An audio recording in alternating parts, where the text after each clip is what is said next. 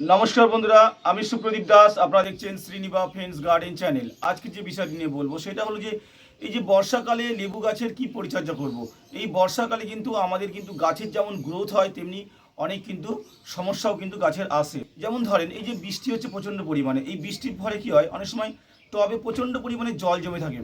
এই জল জমে থাকার ফলে যেটা হয়, অনেক সময় দেখা যায় কি যে জলটা ঠিকঠাক টব দিয়ে পাস হচ্ছে না, যার ফলে গাছের গোড়ায় জল জমে থাকছে এবং গাছটা শিকড়টা কিন্তু আস্তে আস্তে কিন্তু পচে যাচ্ছে বা গাছের গোড়াটা আস্তে আস্তে পচে যাচ্ছে, গাছটা ফাঙ্গাসের কারণে মারা যাচ্ছে। এই বিভিন্ন কারণ কিন্তু দেখা দেয়।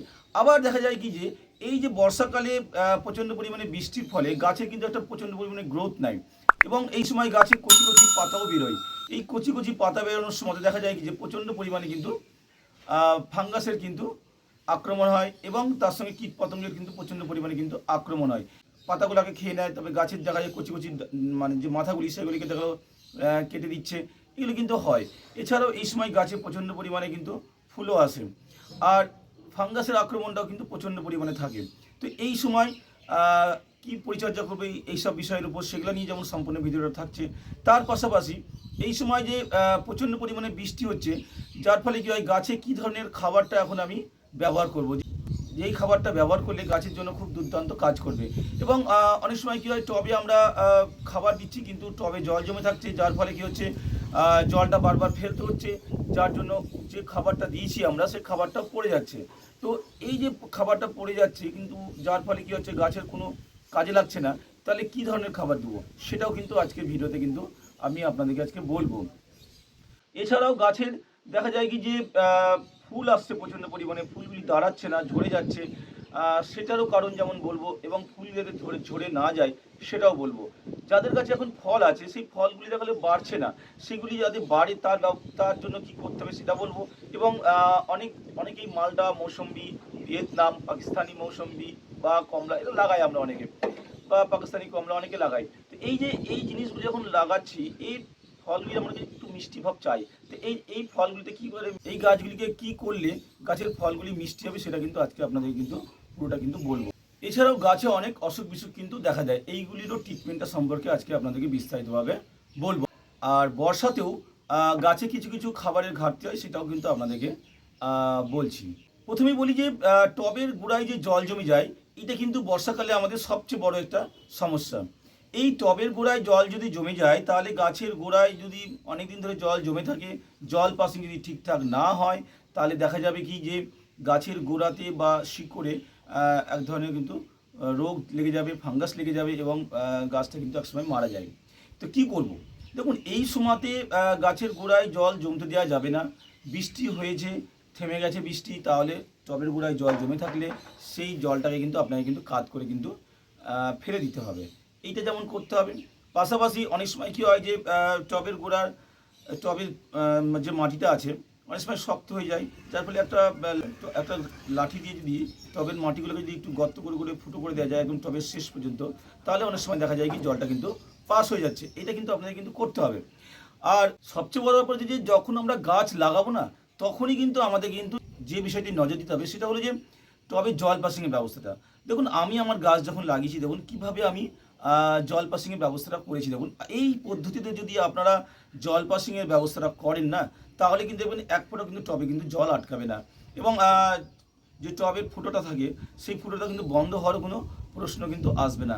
কারণ আমি দেখুন প্রচণ্ড পরিমাণে একদম দারুণভাবে কিন্তু এই বেডটা বানাই। তো এই বেডটা আপনারা এইভাবে বানালে দেখবেন আপনাদের গাছে দেখবেন এই জল জমার যে সমস্যাটা সেটা কিন্তু হবে না। তো আপনারা এটা এইভাবে করবেন, কারণ জল জমে থাকাটা কিন্তু গাছের জন্য কিন্তু মারাত্মক একটি প্রবলেম। কারণ ম্যাক্সিমাম বাড়িতেই দেখা যায় কি যে জল জমে থাকার জন্যই গাছের গোড়ায় লেবু গাছের গোড়ায় ফাঙ্গাস লেগে যায়, লেবু গাছের গোড়াটা পচে যায়, গাছটা একসময় মারা যায়। তো এইটা কিন্তু আপনাকে কিন্তু করতে হবে।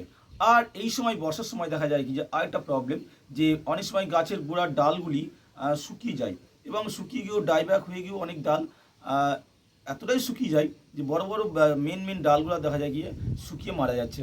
তখন আমাদেরকে প্রথমেই যখন দেখবো যে ডাইব্যাক শুরু হয়েছে, সঙ্গে সঙ্গে সেখান থেকে একটু নিচ থেকে, যেখান থেকে হয়েছে তাই একটু নিচ থেকে ডালটা কেটে আমরা বাদ দিয়ে দেবো এবং সেই জায়গাটা একটা ফাঙ্গিসাইড লাগিয়ে দেবো। এইটা কিন্তু আমাদের কিন্তু অবশ্যই কিন্তু করতে হবে।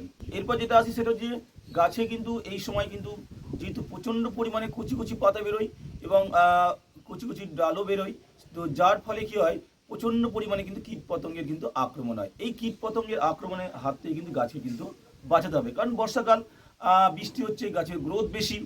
তো এই কচি পাতাগুলিকে কীভাবে রক্ষা করব, এই সময় কিন্তু আমাদেরকে কিন্তু অন্ততপক্ষে 10 দিন অন্তর অন্তর পারলে ভালো, নাহলে 15 দিন অন্তর অন্তর কিন্তু একটা করে কিন্তু কীটনাশক কিন্তু গাছে কিন্তু স্প্রে করতেই হবে। যদি না করা হয় তাহলে গাছে দেখা যাবে কি গাছের ডাল বা পাতা কিন্তু দেখবে সব পোকাতে কিন্তু খেয়ে নিচ্ছে, ফলে গাছের গ্রোথটা কিন্তু একটা সময় গিয়ে কিন্তু থেমে যাবে। তো সেই জন্য কী ধরনের দিবেন, এই সময় যেটা করবেন, সাইপারমেট্রিন গ্রুপের যদি কোনো কীটনাশক আপনাদের কাছে থাকে তাহলে সেটা গাছে স্প্রে করুন। এছাড়াও কাকা থাকলে কাকা স্প্রে করুন, বা আপনাদের কাছে যার কাছে যেটা অ্যাভেলেবেল সেটাকে অন্ততপক্ষে 15 দিন অন্তর অন্তর গাছে, লেবু গাছে স্প্রে করুন। তাহলে হবে কি, যে এই কীট পতঙ্গের আক্রমণটা কিন্তু হবে না। আর এই যে স্প্রে করছেন না, এটা করবেন কি একদম সকালের দিকে করবেন অথবা বিকালের দিকে করবেন, তাহলে কি হয়, খুব ভালো কাজ করবে। কারণ এই সময় গাছে একটা লিপ মাইনার বলে প্রবলেম দেখা যায়। দেখতেই পাচ্ছেন যে এই ধরনের প্রবলেমটা কিন্তু পাতাটা কুঁকড়ে যাবে, পাতার মধ্যে দেখবেন যে ডোরা ডোরা দাগ হচ্ছে, যেটাকে আমরা ম্যাপিংও বলি, ম্যাপিং পোকাও বলি। তো এইটা কিন্তু দেখা দিবে, যার ফলে কিন্তু এই কীটনাশকগুলি কিন্তু অবশ্যই কিন্তু যেগুলো বললাম সেইগুলো কিন্তু স্প্রে করতে হবে। আর এই লিপ মাইনারটাকে যদি রোধ করা না যায় তাহলে একটা সময় কি গাছে দেখা যাবে কি ক্যাঙ্কারের প্রবলেম কিন্তু গাছে আসবে। আর যদি ক্যাঙ্কারের প্রবলেম যদি গাছে ধরে যায় তাহলে কিন্তু খুবই সমস্যা। যার জন্য কিন্তু আপনাদেরকে আমি যেভাবে বললাম, এই জাতীয় যদি কোনো কীটনাশক থাকে তাহলে আপনারা অবশ্যই 15 দিন অন্তর অন্তর স্প্রে করবেন। ফাঙ্গিসাইড, এই সময় কিন্তু একটা কিন্তু ফাঙ্গিসাইড কিন্তু আপনাদেরকে স্প্রে করতে হবে। 15 দিন অন্তর অন্তর কিন্তু ফাঙ্গিসাইড অবশ্যই স্প্রে করতে হবে, না করলে কিন্তু গাছে কিন্তু ফাঙ্গাসের আক্রমণ কিন্তু প্রচণ্ড পরিমাণে কিন্তু হবে। এবং গাছে যদি ফাঙ্গাসের আক্রমণ হয় তাহলে বুঝতেই পারছেন যে ফুল কিন্তু আসবে না, ফল থাকলেও সেগুলো ঝরে যাবে, এইগুলো কিন্তু হবে। তো তার জন্যই বলা আপনাদেরকে 15 দিন অন্তর অন্তর সাব পাউডার বা রেডোমিল গোল্ড বা ব্লাইটক্স এই জাতীয় ফাঙ্গিসাইড কিন্তু আপনারা কিন্তু গাছে কিন্তু অল্টারনেটিভ করে কিন্তু স্প্রে করবেন, তাহলে দেখবেন গাছের কিন্তু দারুণ কিন্তু কাজ করবে। তো এই জাতীয় ফাঙ্গিসাইড আপনাদের থাকলে আপনারা অবশ্যই 15 দিন অন্তর অন্তর স্প্রে করুন, এবং স্প্রে যখন করবেন লক্ষ্য রাখবেন সকালের দিকে অথবা বিকেলের দিকে কিন্তু স্প্রে করবেন। এটা কিন্তু অবশ্যই করতে হবে আপনাদেরকে। দেখুন, খাবার এই সময় যেটা করবেন, একটা খাবার কিন্তু আপনারা কিন্তু গাছে দিয়ে দিবেন। যে খাবারটা দিবেন সেই খাবারটা আপনাদেরকে আমি দেখাচ্ছি, এই খাবারটা আপনারা গাছে দিয়ে দিবেন। যারা আগে দিয়ে দিয়েছেন জুন মাসের প্রথম দিকে, তাদেরকে দরকার নেই, কারণ তারা খাবারটা দিয়েছেন সেই খাবারটা দিয়ে ঠিক আছে। যারা দেননি খাবারটা তারা কিন্তু এই খাবারটা কিন্তু দেবেন। এটা হাড় গুঁড়ো এবং শিংকুচি, যেটা প্রচণ্ড পরিমাণে কিন্তু নাইট্রোজেন এবং ফসফরাস কিন্তু আছে, কিন্তু এর মধ্যে যেটা নেই সেটা হলো যে পটাশিয়ামটা কিন্তু নেই। তার জন্য আমি লাল পটাশটা নিয়েছি 1 চামচ, দেখতে পাচ্ছেন লাল পটাশ 1 চামচ নিয়েছি। আর তার সঙ্গে নিয়েছি ভার্মি কম্পোস্ট, দেখতে পাচ্ছেন ভার্মি কম্পোস্ট নিয়েছি। আর এর সঙ্গে নিয়েছি হচ্ছে আমি নিম খোল 1 মুঠ মতন, ঠিক আছে, যাতে গাছের গোড়ায় যাতে পোকামাকড়ের আক্রমণটা না হয়, মাটিতে যাতে কোনো পোকামাকড়ের আক্রমণ না হয়, তার জন্য কিন্তু এই নিম খোলটা কিন্তু আমি নিয়েছি। তার সঙ্গে নিয়েছি ফাঙ্গিসাইড নিয়েছি। ফাঙ্গিসাইড আপনারা এই সাব পাউডার এই জাতীয় বা ব্লাইটক্স এই জাতীয় ফাঙ্গিসাইড কিন্তু আপনারা কিন্তু এখন কিন্তু গাছে দেবেন। আর তার সঙ্গে নিয়েছি কয়েকটা ডিএপির দানা, সিউডের দানা নিয়েছি কয়েকটা। আর এই সময় মাটিতে প্রচুর পরিমাণে কিন্তু হিউমিক অ্যাসিডের প্রয়োজন হয়, তার জন্য 1 চামচ মতন আমি হিউমিক অ্যাসিড কিন্তু এখানটায় দিয়েছি। আর এটা সিঙ্গেল সুপার ফসফেট নিয়েছি। আর এটা নিয়েছি হচ্ছে মাইক্রো নিউট্রিয়েন্ট, ঠিক আছে, এই মাইক্রো নিউট্রিয়েন্টটা 1 চামচ মতন আমি এখানটায় নিয়েছি। এর সঙ্গে যেটা আপনারা করতে পারেন, আপনার জমিতে দেওয়া চুনটা কিন্তু ক্যালসিয়াম হিসাবে কিন্তু দিতে পারেন, তাহলে কিন্তু ভালো হয়। এর সঙ্গে আপনারা চুনটা কিন্তু অ্যাড করতে পারেন, ঠিক আছে, তাহলে কিন্তু খুব ভালো হবে। যেহেতু আমি পরে চুনটা দেবো তার জন্য আমি চুনটা এই মুহূর্তে অ্যাড করিনি। এই সময় যেটা করতে হবে না আপনাদেরকে, যে এই সময় কিন্তু দেখুন আমরা যদি খাবার দিই গাছের গোড়াতে, মাটি খুঁড়ে হয়তো খাবার দিয়ে দিলাম, ঠিক আছে, খাবার আমরা দিতেই পারি।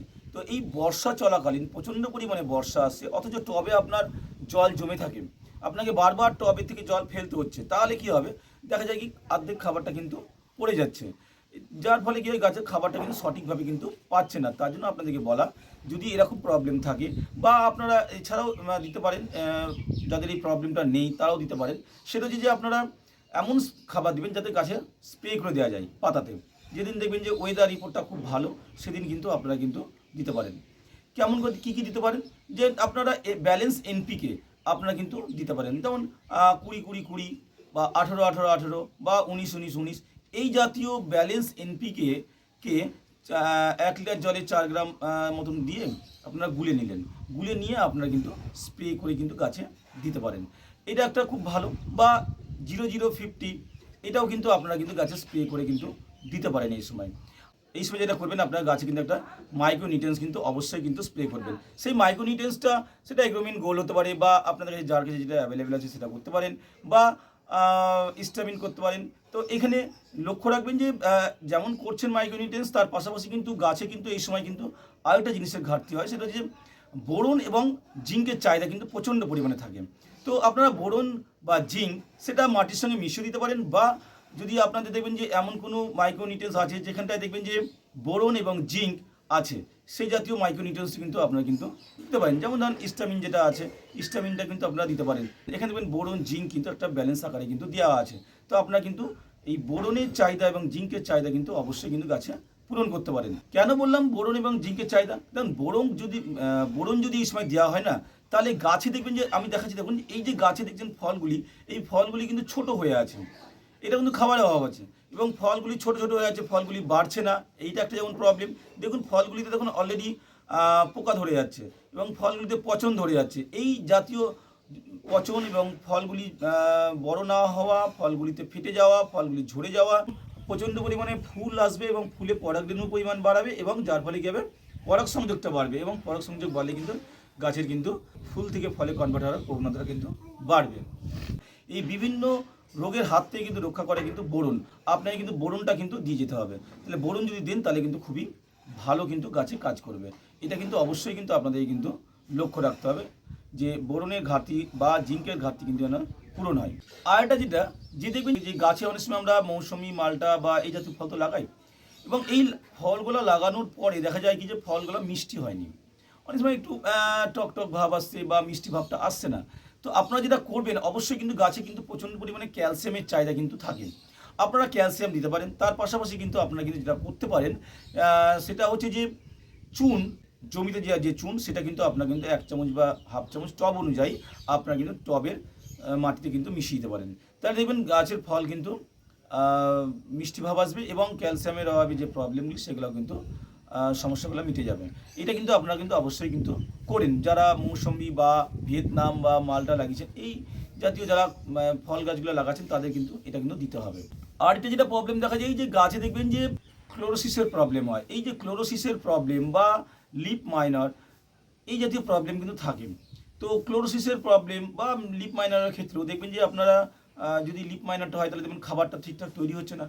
আর ক্লোরোসিস যদি প্রবলেম থাকে তাহলে কিন্তু দেখবেন যে খাবার তো তৈরি হতেই পারবে না, কারণ গাছের পাতা দেখবেন কেমন সাদা সাদা ফ্যাকাসে টাইপের দেখতে পাচ্ছেন, এরকম কিন্তু হয়ে যায়। এই জাতীয় প্রবলেমের হাত থেকে বাঁচার জন্য কিন্তু আপনাদেরকে কিন্তু ইপসন সল্ট কিন্তু স্প্রে করতে হবে। ইপসন সল্টটা যদি স্প্রে করা হয় তাহলে দেখা যাবে যে ইপসন সল্টটা দিলে কী হবে, যে ম্যাগনেসিয়ামের জন্য যে প্রবলেমটি আপনার গাছে এসেছিল, যে ক্লোরোসিস, সেটা কিন্তু মিটে যাবে। এবং প্রবলেমটা মিটে গেলে কী হবে, গাছে কিন্তু খাবারটা কিন্তু বেশি করে তৈরি করতে পারবে। আর খাবার তৈরি করতে পারলে কিন্তু গাছের কিন্তু গ্রোথটাও কিন্তু দারুণ হবে। আরটা যেটা কি হয় যে আমরা এই সময়তে মাটিতে দেখা যায় কি মাটিটা খুব হার্ড হয়ে আছে। মাটি এতটাই হার্ড হয়ে আছে যে মাটিতে খাবার কিন্তু দিয়েছি, জুন মাসের দিকে খাবার দিয়েছি, খাবার দেওয়ার পরেও কিন্তু দেখা যায় কি যে গাছের গ্রোথটা কিন্তু হচ্ছে না। এই যে গাছের গ্রোথ যখনই থেমে যাচ্ছে, গাছের খাবারটা দেওয়ার পরেও কার্যকারিতা হচ্ছে না, তাহলে তো আপনাদের কিন্তু যেটা করতে হবে, এই টবে কিন্তু হিউমিক অ্যাসিড কিন্তু আপনাদেরকে কিন্তু গুলে কিন্তু জল, মানে হিউমিক অ্যাসিডকে কিন্তু আপনাদের কিন্তু মাটিতে কিন্তু দিতে হবে। সেটা আপনারা লিকুইড আকারেও দিতে পারেন, বা এমনি 1 চামচ মতন টবের মাটিতে কিন্তু মিশিয়ে দিতে পারেন। তো এই যে হিউমিক অ্যাসিডটা দিলে কী হবে, টবের মাটি যেমন উর্বর হবে, তার পাশাপাশি টবের মাটিতে যে খাবারগুলি দিয়েছি সেই খাবারগুলি কিন্তু খুব সহজে কিন্তু মাটির সঙ্গে মিশে যাবে, এবং গাছ কিন্তু সেই খাবারগুলো খুব সহজেই গ্রহণ করতে পারবে, যার ফলে কিন্তু গাছের গ্রোথটা কিন্তু বাড়বে। এটা কিন্তু আপনাদের কিন্তু এই বিষয়টা কিন্তু অবশ্যই নজর দিতে হবে। ঠিক আছে, তাহলে দেখবেন গাছের দেখবেন যে ফুলও আসবে প্রচণ্ড পরিমাণে, ফুলগুলো ঝরবেও না, এবং ফুলগুলো কিন্তু ফলে কনভার্ট হবে, এবং ফলের মিষ্টতা ভাবটা কিন্তু আসবে। এই বিষয়গুলি কিন্তু আপনাদের কিন্তু লক্ষ্য রাখতে হবে। তাহলে দেখবেন লেবু গাছের যে বর্ষাকালে যে পরিচর্যা, এটা আপাতত করলেই কিন্তু দেখবেন গাছটা দেখবেন ঠিকঠাক থাকবে। আর লাস্টে একটা জিনিস বলে রাখি, যেটা যে যখন দেখছেন যে গাছের গোড়াতে মনে হচ্ছে জলটা জমে থাকে, আমাকে জলটা বারবার ফেলতে হচ্ছে, সেক্ষেত্রে আপনারা যেটা করবেন যে ফাঙ্গিসাইড গুলে আপনারা কিন্তু সিস্টেমিক প্লাস কন্ট্যাক্ট বেস যেটা একসঙ্গে দুটো থাকে, যেমন ধরুন সাব পাউডার এই জাতীয় আপনারা কিন্তু একটু গুলে নিয়ে তুলি দিয়ে কিন্তু গাছের গোড়ায় কিন্তু দিয়ে লাগিয়ে রাখতে পারেন। তাহলে কী হবে, বা যে ডালগুলি মনে হচ্ছে একটু ফাঙ্গাস বা আঠা বেরোচ্ছে, তাহলে সেই ডালগুলিতে কিন্তু আপনারা কিন্তু এই ফাঙ্গিসাইডটা কিন্তু লাগিয়ে রাখতে পারেন। তাহলে অনেক সময় কী হয়, গাছের যে প্রবলেমটি গোড়াতে হয়েছে সেটাও সমস্যাটা কিন্তু মিটে যায়। তো এই জিনিসগুলি যদি আপনারা করেন তাহলে দেখবেন যে বর্ষাকালে কিন্তু গাছটা কিন্তু দুর্দান্ত থাকবে, এবং যে ফলগুলি আছে সেই ফলগুলো দেখবেন যে একটা নির্দিষ্ট সাইজে আসবে, এবং ফলগুলি বড় হবে, আর ফলগুলি মিষ্টতা ভাব আসবে। আর এই সময় যে বর্ষায় যে ফুলগুলি আসছে সেই ফুলগুলি কিন্তু ফলে কিন্তু কনভার্ট হবে। এইটা কিন্তু আপনাদের কিন্তু এই পরিচর্যাগুলো কিন্তু আপাতত করতে হবে বর্ষাতে, তাহলে দেখবেন গাছ ভালো থাকবে। আর সবার শেষে যদি বলবো যে আজকের ভিডিও থেকে যদি আপনারা কিছু জেনে থাকেন বা শিখে থাকেন, তাহলে অবশ্যই আমার ভিডিওটাকে লাইক কমেন্ট শেয়ার করবেন এবং চ্যানেলটাকে সাবস্ক্রাইব করে দেবেন। সবাই ভালো থাকুন, সুস্থ থাকুন, ধন্যবাদ।